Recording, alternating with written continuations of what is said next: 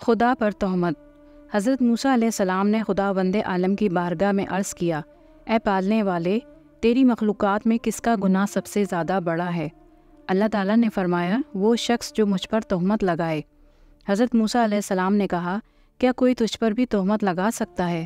فرمایا، ہاں اے موسیٰ، وہ شخص جو مجھ سے طلب خیر بھی کرتا ہے لیکن نہ میرے فیصلوں پر راضی رہتا ہے، نہ میری نعمتوں کا شکر ادا کرتا ہے اور نہ میری آزمائشوں پر صبر کرتا ہے۔ 3 چیزوں میں کبھی شرم محسوس نہ کرنا: پرانے کپڑوں میں، غریب دوستوں میں، بوڑھے والدین میں۔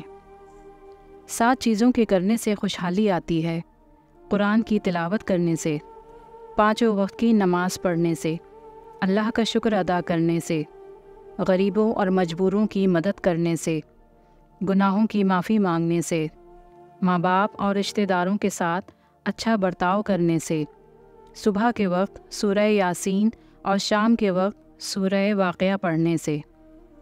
رزق کو کم کرنے والے 5 اسباب: نماز قضا کرنا، قبرستان میں ہنسنا، سجدہ تلاوت نہ کرنا، اندھیرے میں کھانا کھانا، مغرب اور عشاء کے درمیان سونا۔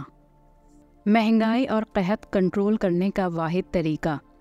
مشہور واقعہ ہے کہ اللہ نے حضرت موسیٰ علیہ السلام سے کہا، اے موسیٰ، قحط آنے والی ہے، اپنی قوم سے کہو تیار رہے۔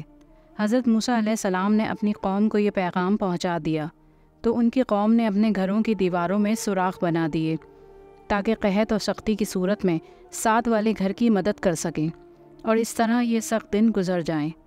کچھ وقت گزرا لیکن قحط نہیں پڑا۔ حضرت موسیٰ علیہ السلام نے اللہ تعالیٰ سے وجہ پوچھی تو جواب ملا کہ تمہاری قوم نے آپس میں ایک دوسرے پر رحم کیا، تو میں کیوں نہ ان پر رحم کروں، اس لیے قحط نازل نہیں کیا۔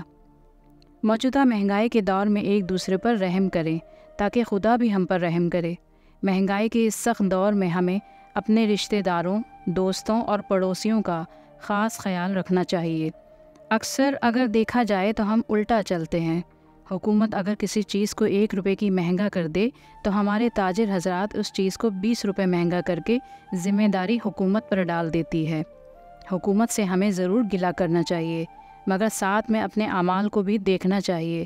اگر ہم اللہ کی رحمت چاہتے ہیں تو ضرور اپنے اعمال درست کرنے ہوں گے، بصورت دیگر یہ اس حالات کو بدلنا ناممکن ہے۔